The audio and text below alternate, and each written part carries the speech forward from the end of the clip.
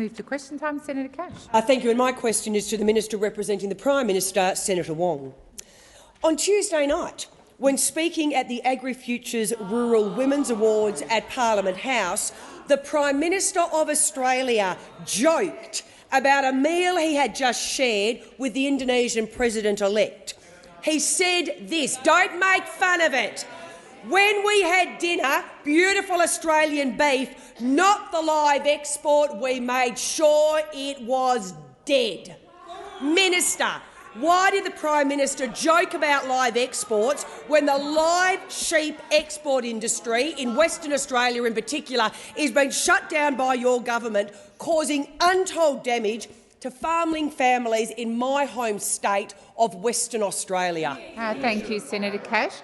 Minister Wong. Thank you, President. Well, I would first say that the Prime Minister and the government are very proud of Australia's beef industry and will often feature beef on the menu when we have visiting politicians, visiting leaders and ministers, because using those events to showcase great Australian produce is something I would have thought people would be pleased about. Minister Wong, please resume your seat.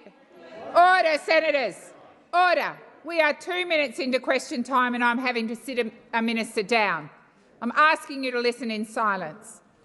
Please continue, Minister Wong. Remind those opposite that it is this government which has worked very hard to ensure that beef markets which were closed to the industry were reopened.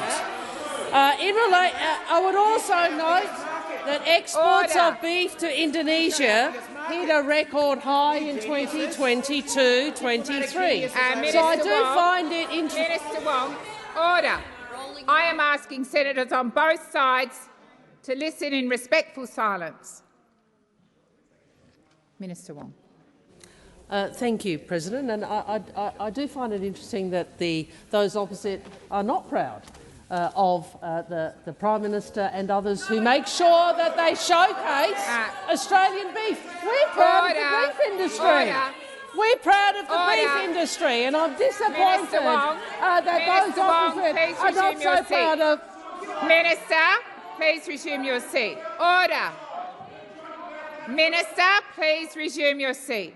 Senator McGrath and Senator Cash. Listen in silence. Minister, please continue. Thank you. As I said, when we came to government, we worked very hard with other countries, including China, to reopen beef markets. You know, we know, this is an important export industry for Australia, and it is surprising that there is not more bipartisanship around great Australian produce. Great Australian produce, and noting that, of course, that industry supports jobs and economic benefit into regional Australia, which I would have thought the National Party would have been supportive of. Senator Watt. Senator Watt.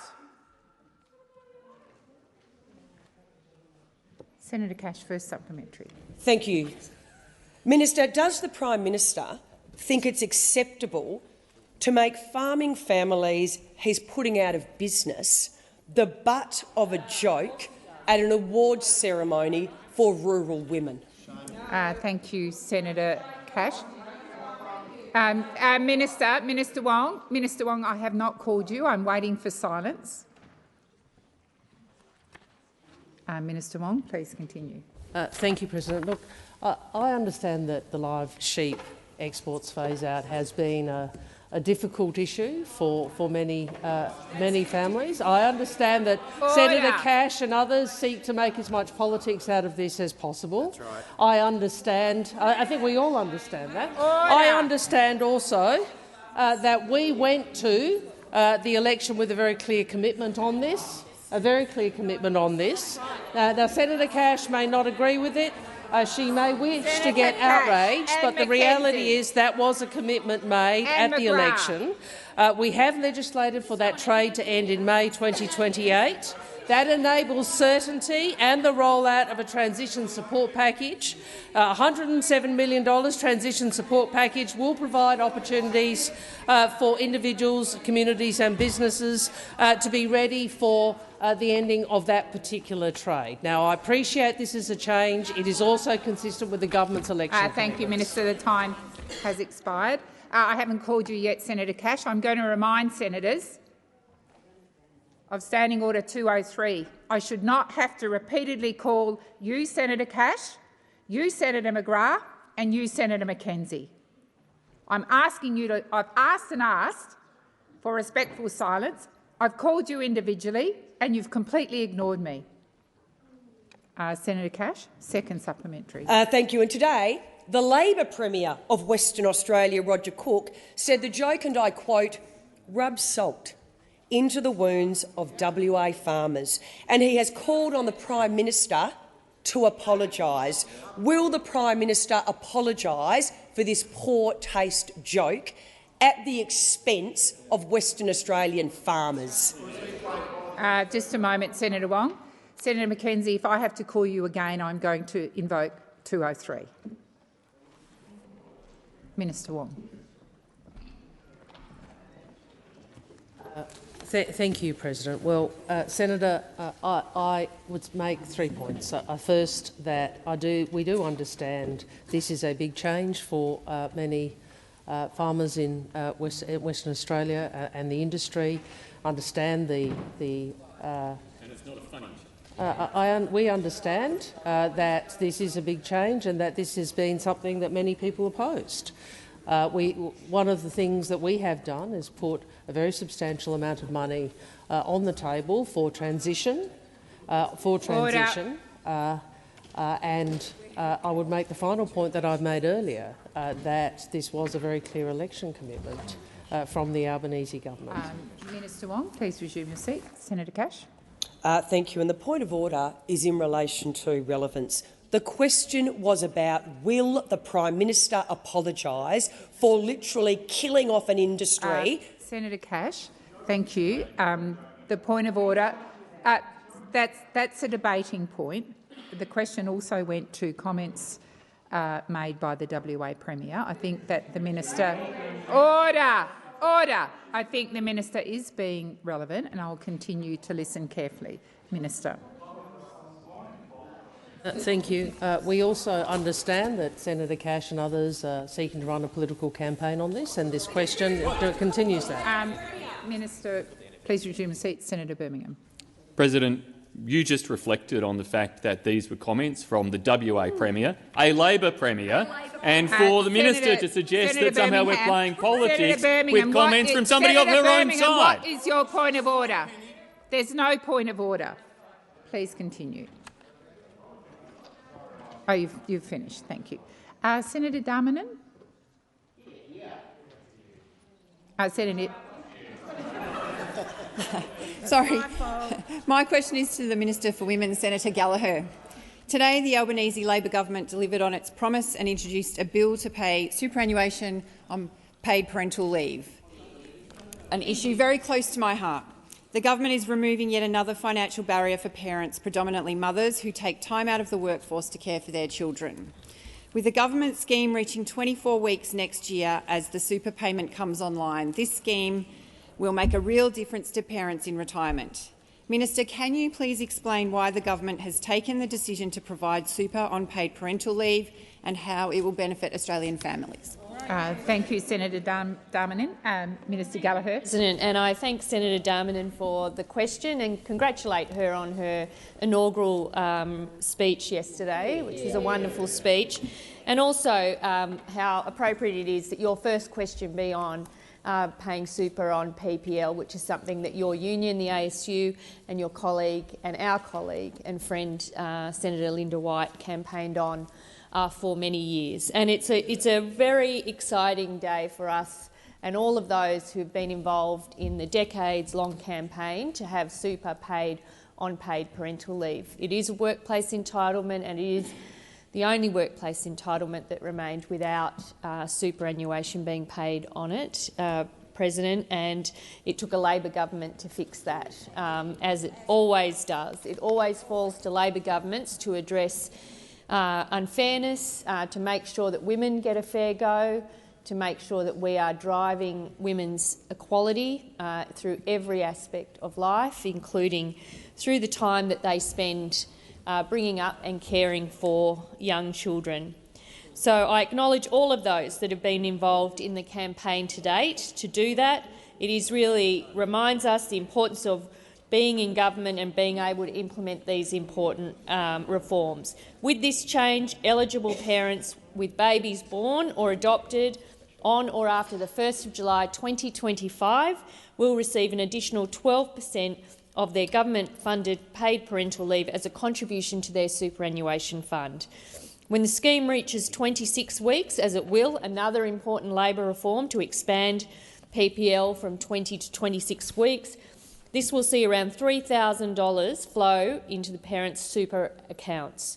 Around 180,000 families across Australia will benefit every year, with extra dollars flowing into those superannuation accounts. President. Thank you, Minister. Senator Darman, first supplementary. Thank you, Minister. Paid parental leave is a Labor legacy that has benefited families across the country. Paying super on PPL enriches this legacy. We want to support shared care because every parent deserves the opportunity to spend time with their newborn. Our policy supports both mums and dads to take time off to care for their children. Can you please explain how Labor's paid parental leave reforms are supporting both parents? Thank you, Senator Darmanin. Minister Gallagher. Thank you, President. I thank Senator Darmanin for the question. And again, she raises a very important point, which is about how do we encourage and improve the shared care when it comes to bringing up children, so that the responsibility doesn't just fall to one parent, traditionally and more often than not the mother. And so our reforms, again, the ones that we've introduced to expand PPL, have meant that we've introduced reserved leave so that each parent has leave that's just for them. And by 2026, this will be 4 weeks each. There's flexibility so that parents can share the remaining weeks however they want. Many of the men and second parents have told us that they want to be there in those early days after a baby is born. They want to set that pattern from the beginning of being a partner, not as an assistant to the child's mother. This is what modern families are asking for, and this is what our reforms have been able to achieve. Thank you, Minister. Senator Darmanin, second supplementary. Thank you, Minister. What other measures has the Albanese Labor government taken to boost economic security for Australian women and girls since coming to government? And how are the nation's women benefiting from having a government that puts women's economic security at the centre of its decision, supported by a record number of women at the Cabinet table? Thank you, Senator Darmanin. Minister Gallagher. Thank you very much, President. And again, this government has made no secret of the fact that we have put driving gender equality and ensuring women's economic empowerment is strengthened in this country since our first days of government. So super on PPL is one of those reforms. Obviously, helping close the gender pay gap is another. The 15% pay rise for aged care workers and our announcement recently about early childhood educators. The fact that we've dealt with some of the problems in our IR system so that it doesn't disadvantage women or those industries where women are the predominant numbers in workers. Things like banning pay secrecy, encouraging enterprise bargaining. And of course, when we reshaped the tax cuts, we know from the analysis we did then that it made much better sense, not only from a fairness point of view to all taxpayers, but it also improved the amount that women taxpayers were getting through those tax cuts. Thank you, Minister. Senator Duniam. Thank you, President. My question is to the Minister representing the Prime Minister, Senator Wong. And I ask, following the Albanese Labor government's job-destroying decision to block the billion-dollar McPhillamys mine, Regis Resources yesterday wrote down the value of their project by $192 million, declaring it unfeasible. This company has been smashed, and over 800 jobs will now be ripped from that community, all because of this decision by your Labor government. How does this minister defend her job-destroying decision during a cost-of-living crisis? Thank you, Senator Duniam. Minister Wong. Thank you, President. And I think this question was asked the day before yesterday, and was that yesterday? The days blurred together. I'm sorry. And a number of points were made, I think, by Senator McAllister in response to this. The first is obviously that these decisions are made in accordance with the law by the Minister for the Environment. It is the case that the Minister did make a determination in relation not to the mine itself but to one of the locations for the tailings and waste dam, and obviously it's open to the company to consider an alternative site, and the advice I have is that more than 4 sites were investigated with a number of options in the mix. I would also make the point, Senator Duniam, back in 2021, the relevant minister then, which was the Deputy Liberal Leader, Minister Susan Lee, made a similar decision just down the road from the gold mine, and also considered the views of the same traditional owner group. And protected the site under Section 10 of the Protection Act. Now, I would just say here the interjections I think are not on point, Senator Duniam. The point is that there's a legal framework. There's a legal framework. There is a legal framework, and ministers have a responsibility to order. Thank you, Minister. Order. Order across the chamber. Minister, please continue. Sure. You make me laugh. You do. Yeah. It was you. I think Senator Watt might dispute that, actually. But anyway, we'll leave that for another. What I would say is that there is a statutory responsibility the person occupying the role of the minister has to exercise, and that's what Minister Senator Duniam, first supplementary. Thank you, President. Given the minister has defended her job-destroying decision on the basis of a submission from a small Indigenous group of only 18 people, I refer the minister to the comments of grazier Ross Wills, who's farmed on the land of the proposed tailings dam for the Regis Gold Mine for nearly 2 decades, who says he's never heard from this group. He's now considering whether he discontinues grazing on this land in light of this Section 10 decision, further damaging this community's fragile economy. I wonder, how does the minister justify this disastrous decision? Thank you, Senator Duniam. Minister Wong. Thank you, President. My advice is, and I'm always happy to provide further information if I'm incorrect, is that this is the same traditional owner group that Minister Lee took account of when she made her decision. Well, Senator, your proposition is that this group ought not be listened to. Order. Would you? Order. Do you think you might just wait for at least half a sentence to finish before you keep interrupting? So rude. Like, seriously. I'm trying to give you a decent answer. No, you might not like it, but I am actually trying.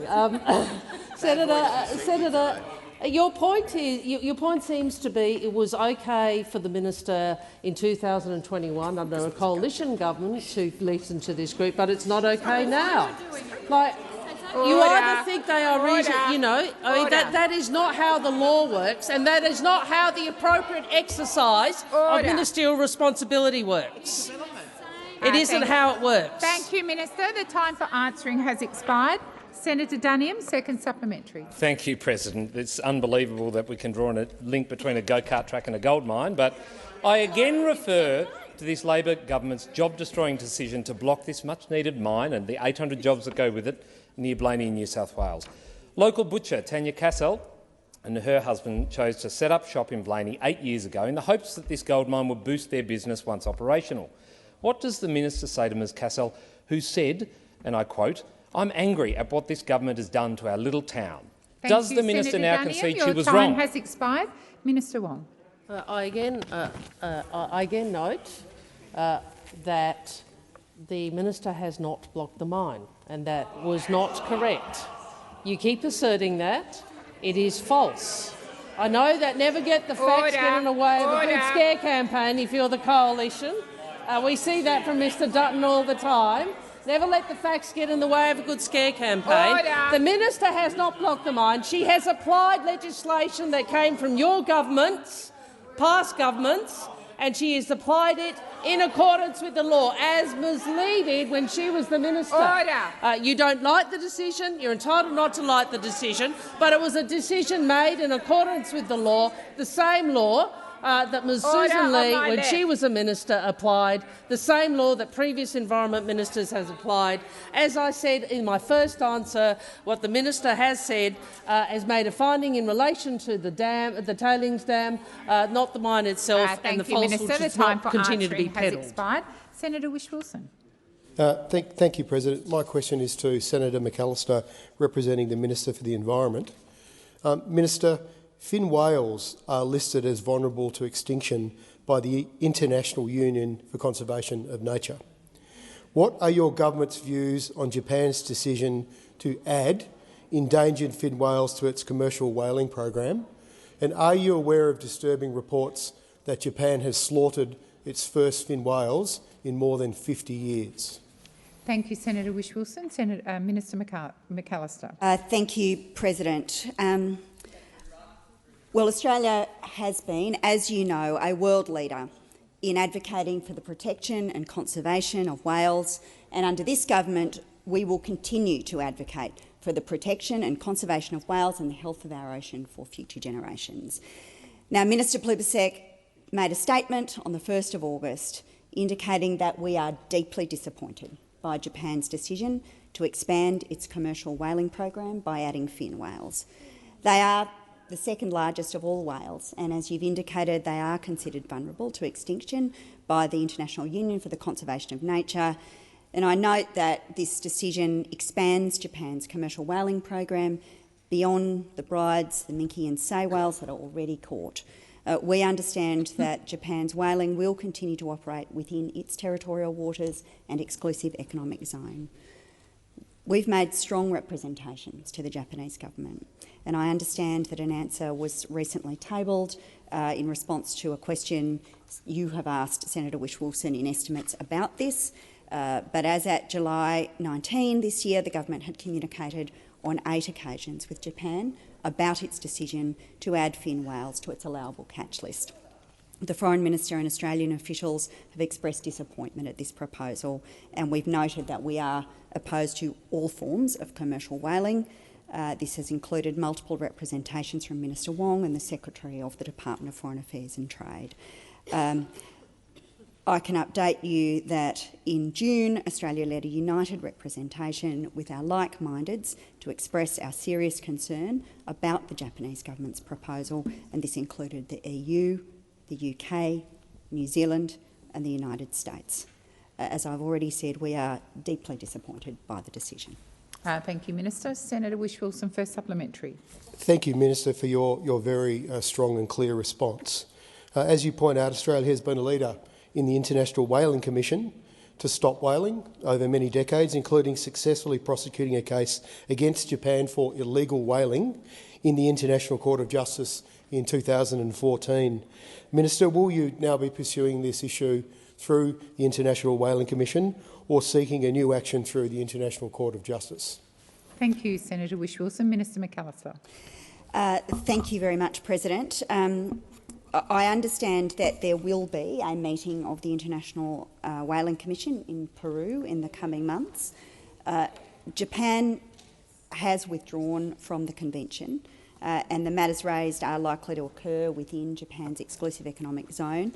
Nonetheless, Australia will continue to play an active and vocal role in support of the whaling moratorium. We are continuing to build, in fact, on our strong record against whaling. We continue to invest in the work of the International Whaling Commission as the appropriate global body for the regulation of whaling and the conservation of cetaceans. Australia is Vice Chair of the Commission for 23-24, which increased Australia's influence and leadership in the global protection and management of whales and dolphins, and we have committed $1.5 million in addition to our regular annual contribution to support the effective functioning of the IWC, bolster its conservation agenda and to support Australia's role as Vice Chair. The time for answering has expired. Senator Whish-Wilson, second supplementary. Thank you again, Minister. I'm sure all Australians support the very strong stance you're taking to protect whales. Minister, conservationist Paul Watson was arrested in Greenland by Danish authorities on his way to the North Pacific 2 weeks ago to protect endangered fin whales from the Japanese fleet. He is currently awaiting potential extradition to Japan for his previous activism to protect whales in Antarctica. Given Paul and his supporters gave us such a helping hand with stopping cruel whaling in the Southern Ocean, will your government now return the favour and advocate for Paul's release and freedom? Thank you, Senator Whish-Wilson. Minister McAllister. Thank you, President. I am aware of reports of Captain Watson's arrest, and I understand that officials are engaging with the Captain Paul Watson Foundations. There are some limits on what I would say in this forum because this concerns legal proceedings involving a foreign national in another jurisdiction. But I do wish to observe that Australia's role generally and our work with international partners has been extremely important. We, of course, stopped whaling in 1979, and we have been a global advocate for cetacean conservation, and our leadership has directly contributed to a whaling-free Southern Ocean. It is promising that as a result of that leadership and through global action, we are seeing some whale populations recover. For example, the humpback whales, which migrate through our waters, and other populations, unfortunately, like blue whales, have been slower to recover. This is an ongoing role, and Australia intends to play our part. The time for answering has expired. Senator Marielle Smith. Thank you, President. My question is to the Minister representing the Minister for the National Disability Insurance Scheme, Senator McAllister.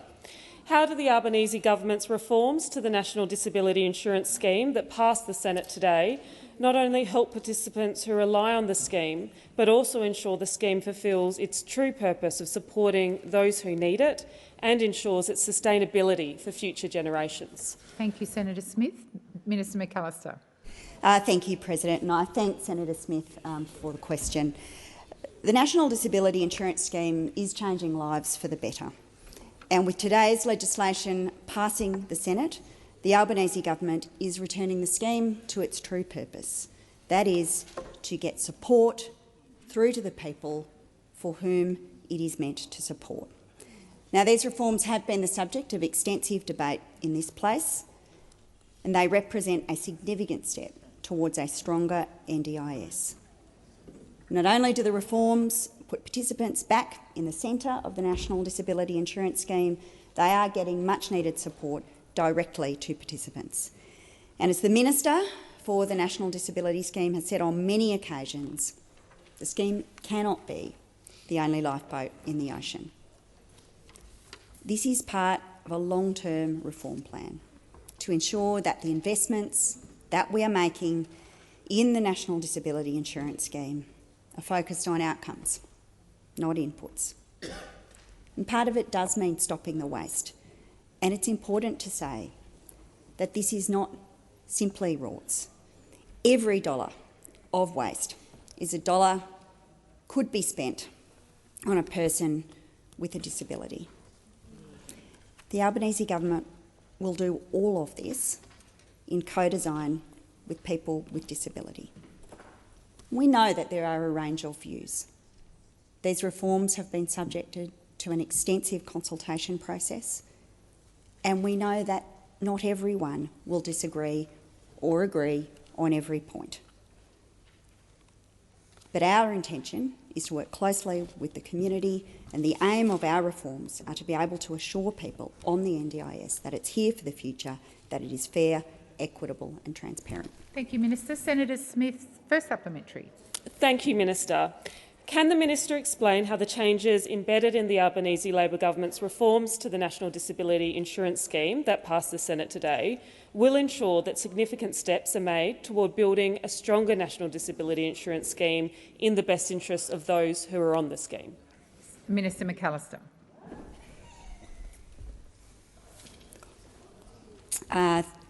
Thank you, President, and I thank the Senator for their supplementary question.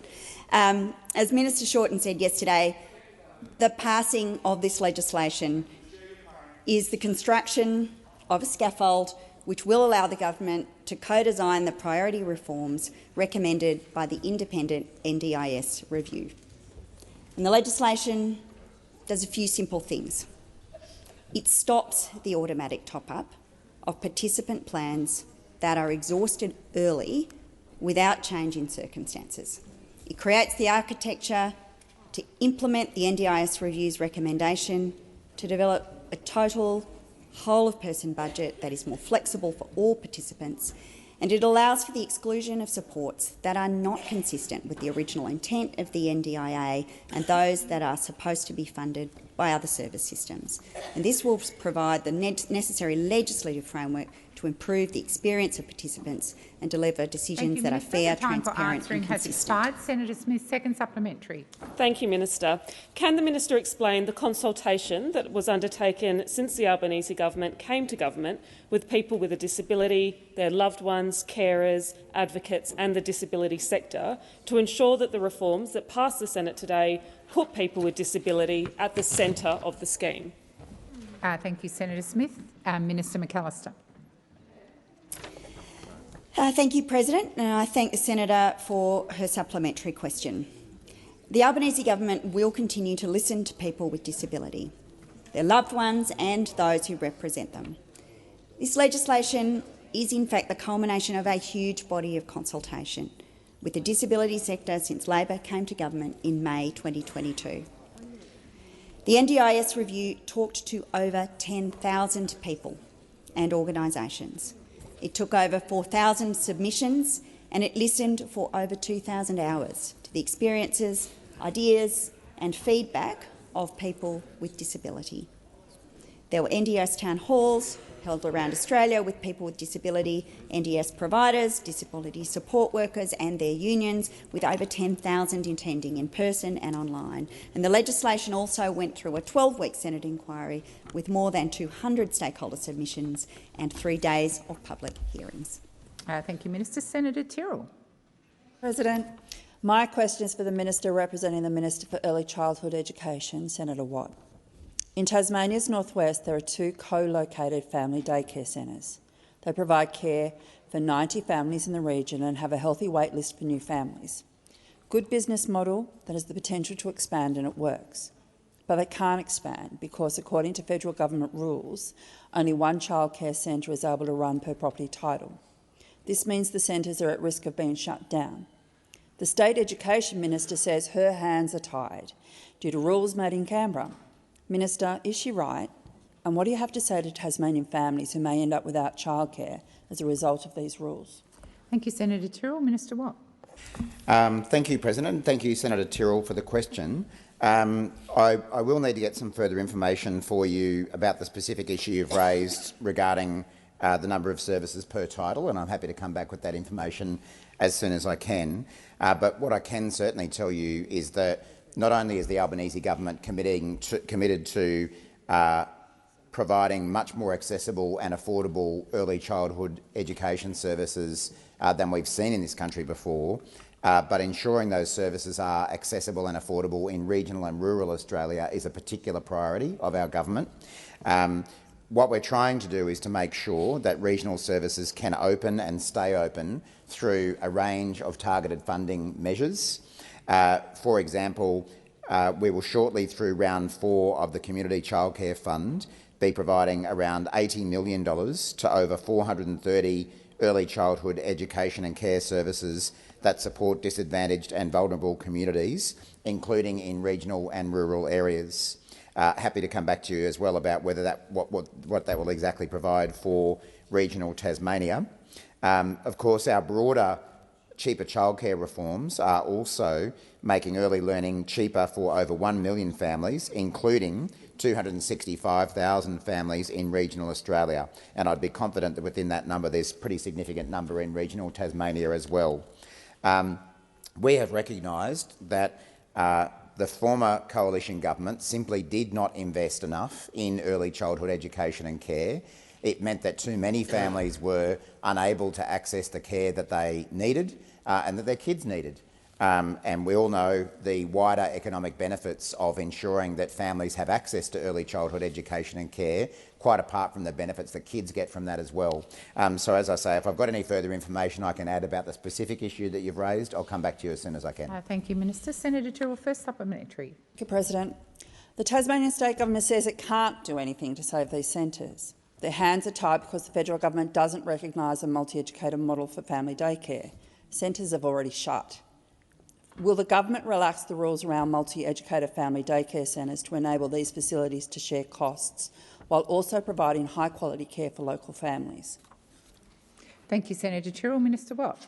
Thank you, President. Thank you, Senator Tyrrell. Again, I will need to come back to you on the specific question that you've asked that you've said the Tasmanian minister has complained about. I would obviously want to make sure that the Tasmanian minister's views are accurate and that it's not an example of a state government trying to pass the buck to a federal government.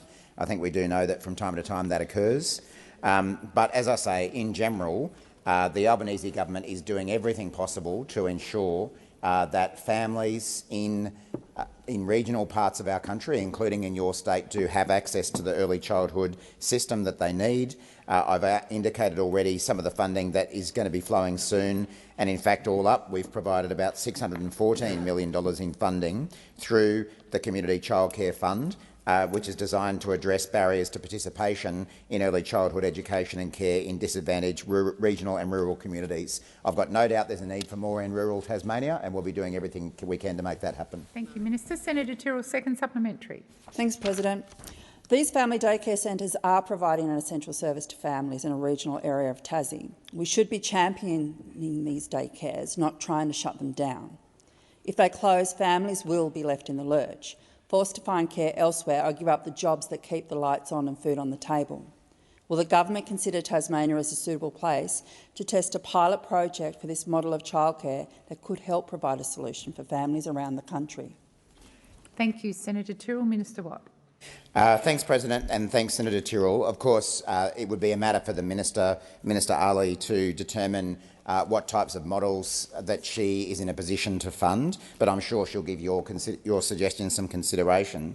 I've been advised that Minister Ali's office have been working with you on these issues, so thank you for your constructive engagement on that. I'm told that actually Minister Ali hasn't heard anything from the Tasmanian minister about this issue, so maybe it would be a good idea for the Tasmanian minister and their office to pick up the phone if it is an issue of concern to them, and try to work constructively with Minister Ali's office in the way that you seem to be doing yourself. Thank you, Minister. Senator Bragg. Thanks very much, President. My question is to the Minister representing the Housing Minister, Senator Gallagher. In an extraordinary move, the Albanese government has today reneged on an agreement to refer the Housing Investment Probity Bill, a bill designed to protect taxpayer funds invested in the Housing Australia Future Fund from union corruption, to a Senate inquiry. The disgraced CFMEU has 3 members on the CBUS board, which has funnelled money back to the CFMEU, who have ultimately given more than $6 million to Labor. Minister, are the cosy ties between CBUS, the CFMEU and Labor the reason for the government opposing probity, transparency or safeguards to protect taxpayers and superannuation investors? Thank you, Senator Bragg. Minister Gallagher.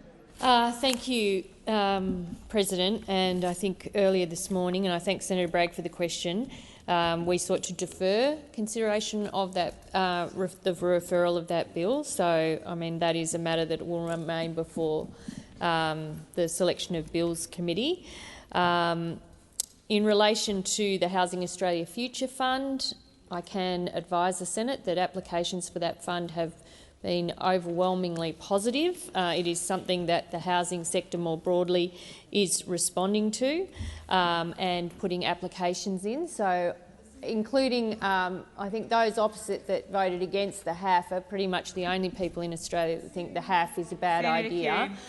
We have many projects that are being considered through the appropriate processes now in terms of those applications. But in terms of the CFMEU, as you know, Senator Bragg, we have taken the strongest action possible to clean up the CFMEU. You've been part of that debate this week. We've passed the legislation to give the Minister power to put the construction division of the CFMEU under the control of an administrator, and we have made it clear that there is no place for criminality, corruption, thuggery, bullying or intimidation in any workplace in Australia, and that's why we brought legislation on to fix it. Senator Bragg would also know that there are requirements on superannuation funds to comply with strict governance standards and act in the best financial interests of members. But I'm sure Senator Bragg welcomes the fact that the HAF has been overly subscribed with loads of applications, hundreds of applications, which are seeking to build over 50,000 dwellings. Thank you, Minister. Senator Bragg's first supplementary. Thank you very much. So there are allegations that the CBUS and the CFMEU are using CBUS property to strong-arm and delay projects across the country. For example, projects in Western Sydney have been delayed as members of the CBUS affiliate, the ETU, or Electrical Trades Union, refuse to turn up on-site to connect or disconnect from the grid. Why does the government defend unions and union-controlled super funds when they are crippling productivity in the construction sector?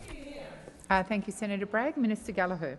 Thank you. Well, I don't accept the question that the assertions that Senator Bragg has included in his question. I would say that I would trust APRA. Senator Birmingham. I would have more faith in APRA, the regulator, examining any concerns there may be about any particular superannuation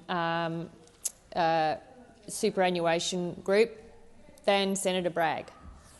So APRA have already announced the steps that they are taking. They are the regulator. They have the authority to ensure that superannuation funds, whether it be CBUS or others, are acting in the best financial interests of their members. We know that Senator Bragg has an ideological obsession and hatred, particularly of industry super funds, and so I think these matters would be best left to APRA to work through their processes. The time for answering has expired. Senator Bragg's second supplementary. Political.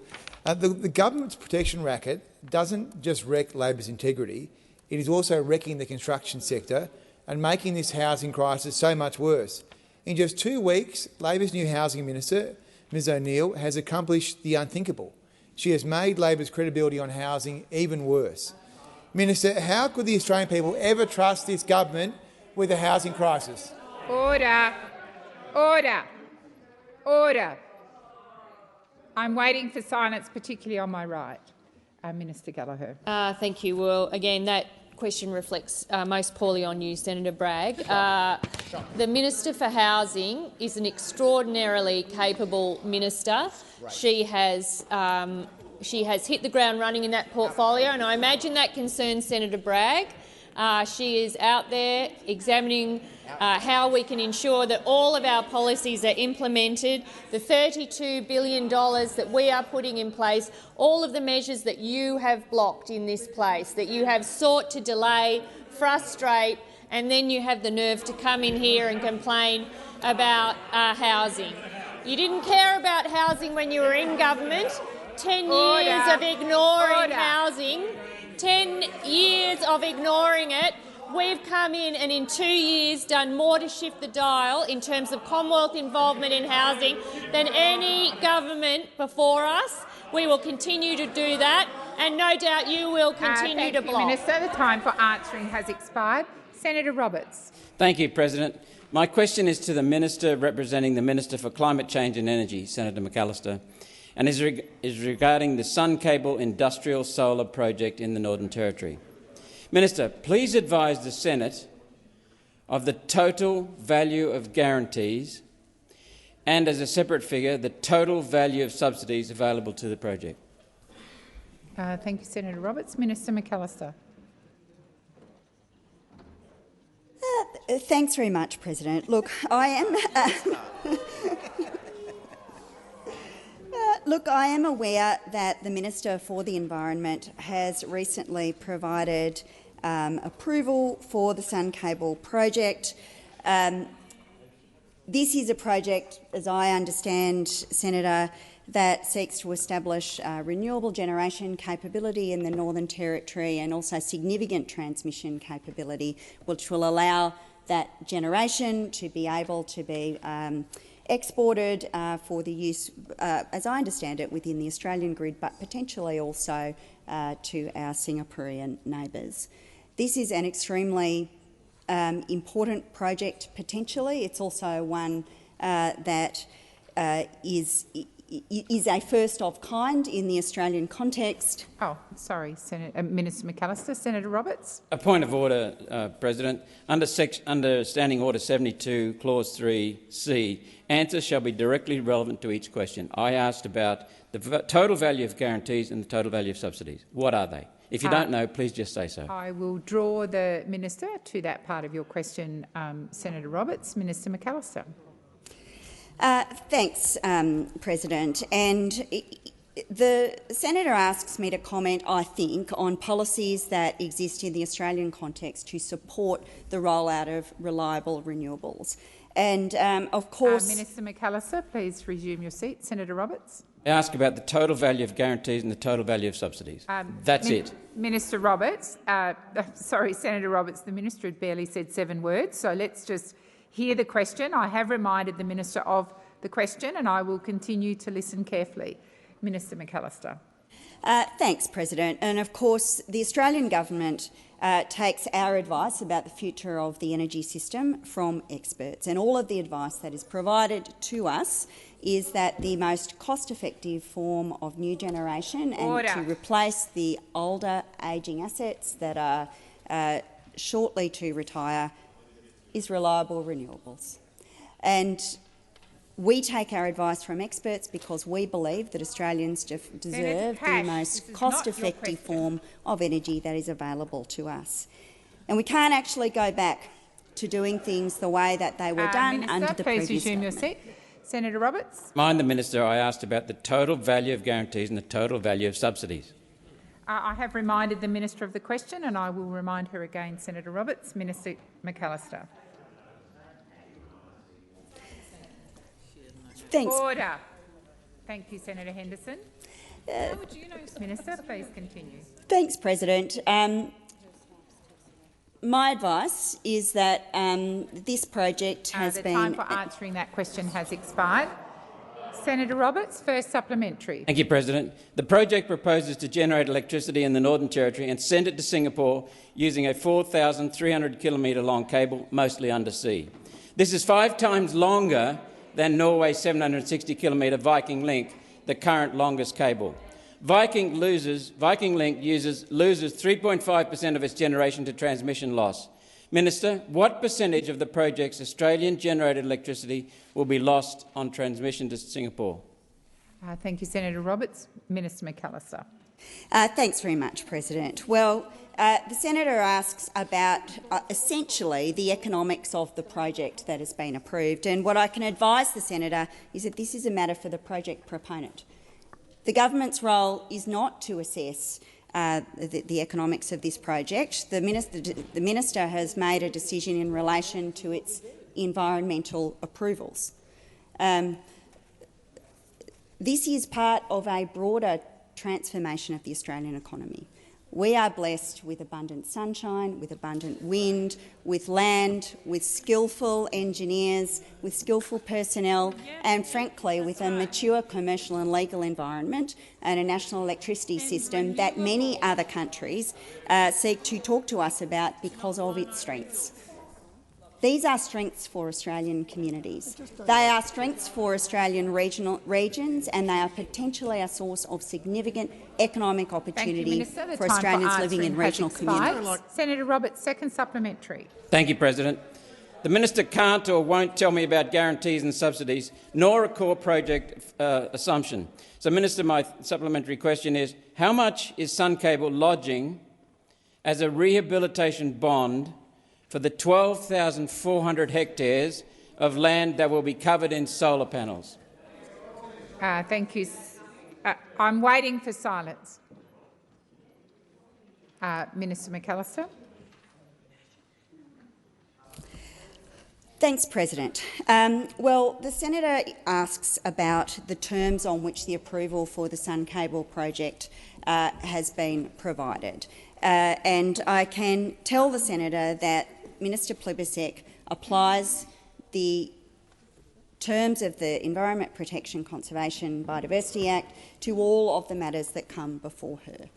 This is a project proposal. Just don't like Australian business. This is a project proposal that intends to establish a significant source of new generation in the Northern Territory. As you've indicated in your first supplementary question. Please resume your seat. Senator Roberts. Minister, is there a rehabilitation bond in place to cover the desecration of the environment? Senator Roberts, it's your responsibility to seek a point of order, not to re-ask your question. So if you have a point of order, I invite you to make it. If you don't, I'll ask the minister to continue. Thank you. President, the point of order is one of relevance. Thank you.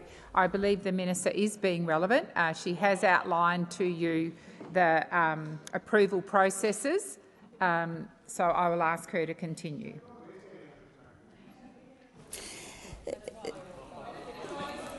Order. Order. Senator Cash, which bit of order doesn't apply to you? Minister McAllister, please continue. Thanks, President. Well, the minister's responsibility, of course, is to apply the law when a project is put before her. And since coming to government, we have sought to do so in relation to all of the projects before us, but we are pleased to see new renewable projects coming online. And since coming to government, we have given the green light to more than 55 of those under the National Environment Law. The time for answering has expired. Senator Payman. Thank you, President. My question is to the Minister representing Minister for Housing, Senator Gallagher. Minister, the great Australian dream of owning a home has turned into a nightmare, particularly for young Australians. Successive governments have introduced schemes aimed at making homes affordable, but these ill-conceived interventions often do more harm than good. The latest Help to Buy scheme is just another Band-Aid solution that will pour more money into an already overheated real estate market. Order. When will this government address the real villain of housing unaffordability, which is negative gearing, and make the necessary changes to our tax system to stop wealthy investors from hoarding our precious housing stock and making it easier for Australians to own a home? Thank you, Senator Payman. Minister Gallagher. Thank you. Thank you, President. I thank Senator Payman for the question, and I see that Senator Payman has changed her position on policies like Help to Buy from when she sat on this side of the chamber. We took, well, that is... Order. Order. It's the first I've heard. It's the first I've heard. Order. Because... Minister Gallagher, please resume your seat. Order on my left. Senator Canavan, I've called order. Minister Gallagher, please continue. Thank you. Because it was part of the suite of policies that we took to the election campaign, as you know, Senator Payman. And when we go to the election with a series of policies, we implement them in government, and that is what we are doing. But we are doing more than that.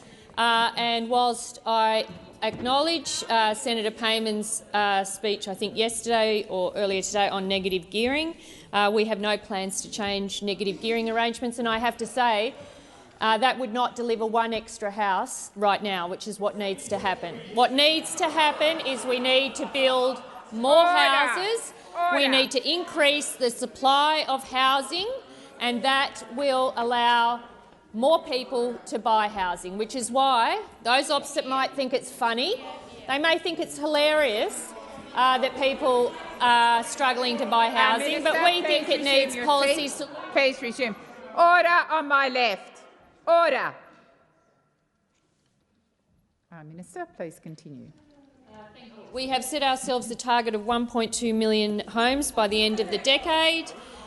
We are backing that up with policies. We are backing that up with working with the states and territories on their planning reforms, on ensuring that they're getting rid of bottlenecks for approvals, through our Housing Australia Future Fund, through our Social Housing Accelerator with new housing opening all the time. That is the focus that this government brings to housing. We will continue to implement our policies. We will continue to work with the states and territories, because we know that it's supply that we need to address to make sure that people can get into the housing market. Answering has expired. Senator Payman, first supplementary. Thank you, President. Minister, I've heard from many constituents, including Claire from Perth, who's a single parent working part-time and raising her son, and she's told me that she feels there has been no progress in alleviating the housing crisis.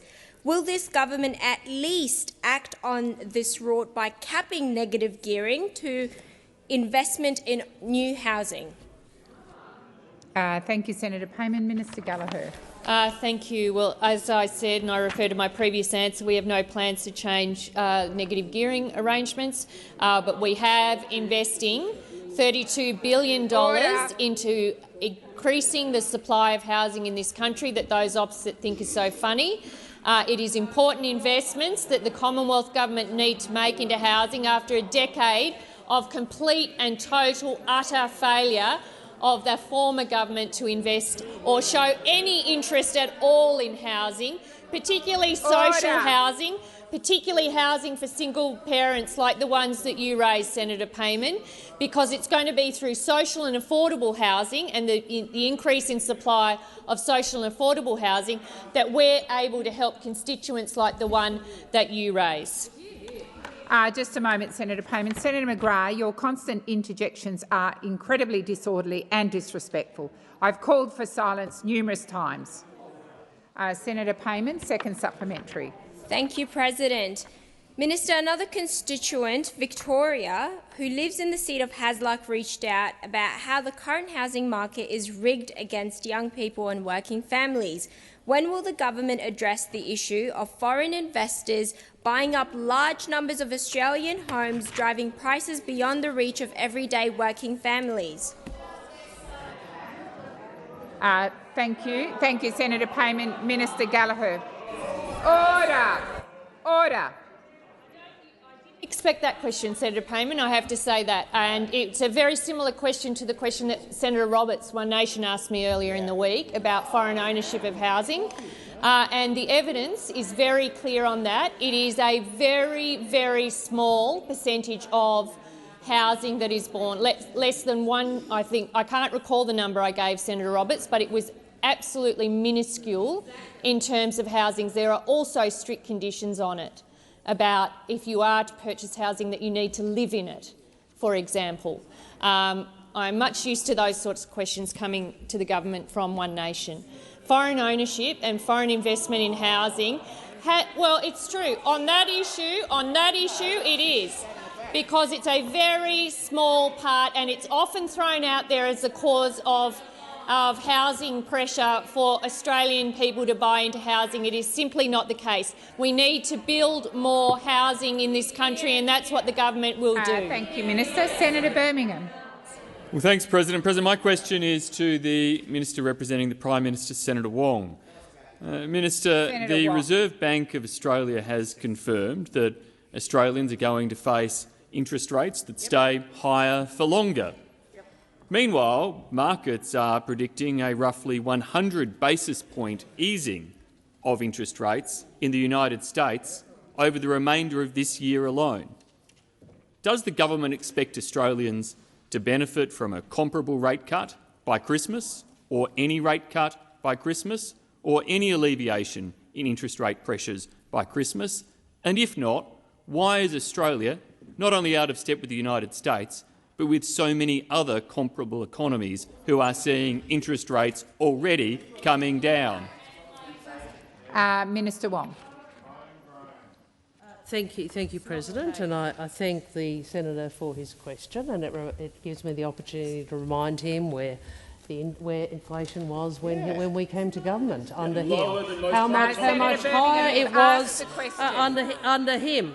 It also gives me the opportunity to remind him that Senator Gallagher and the Treasurer have turned Liberal deficits into Labor surpluses. I would remind him of these facts. It also gives me the opportunity to remind him. It also gives me the opportunity to remind him of the various cost of living measures that he and his colleagues voted against. It gives me the opportunity to remind him that they were going to go to an election because they so opposed the revamp of the Stage 3 tax cuts, because they didn't want all Australians get a tax cut. It gives me the opportunity to remind him that under the government of which he was a part, low wages were a deliberate design feature of the Australian economy. So I would say to the Leader of the Opposition, if you truly are interested in looking at Australians' cost of living, if you are truly interested in backing in support for Australians in the time of rising cost of living, you know what you could do? You could stop doing what Peter Dutton tells you to do. That's what you could do.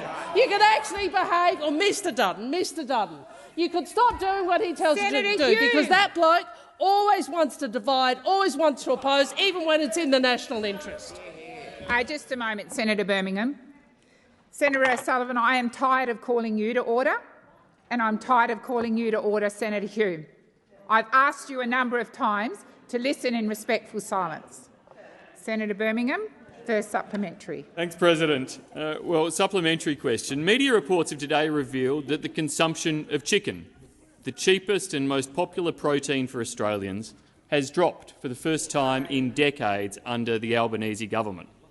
Just how bad is it going to get for Australians under the Albanese Labor government as interest rates stay higher for longer, inflation remains persistent and Australians' families are now cutting back on even the most basics of food? Thank you, Senator Birmingham. The time for answering has expired. Minister Wong.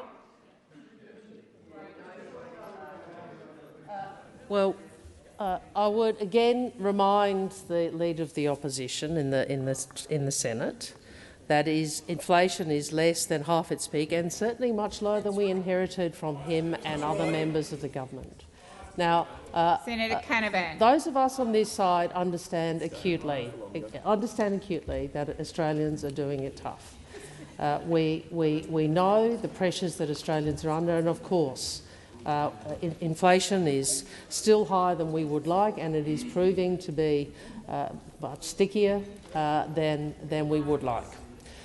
We all understand that, which is why so much of the work that we have been doing has been focused on how it is we go about trying to alleviate some of that cost of living pressure where we can without adding to inflation. And I, for one, find it really interesting that the opposition come in here and say to us, oh, it's really bad, this cost of living issue. What are you doing about it? It's really bad, this inflation issue.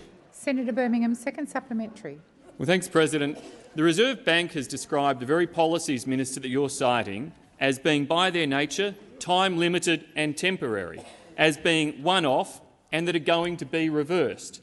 Minister, aren't your policies that you pretend are out to help Australians just band-aids to get the Albanese Labor government through an election and to cover up any sense of the Labor government having any type of real policy to tackle persistent inflation and interest rates staying higher for longer? Thank you, Senator Birmingham. The time has expired. Minister Wong. Thank you, President. Well, so the logic of Senator Birmingham's question is that we didn't like it and voted against it in the first place, but now we're having a go at you because it's not ongoing.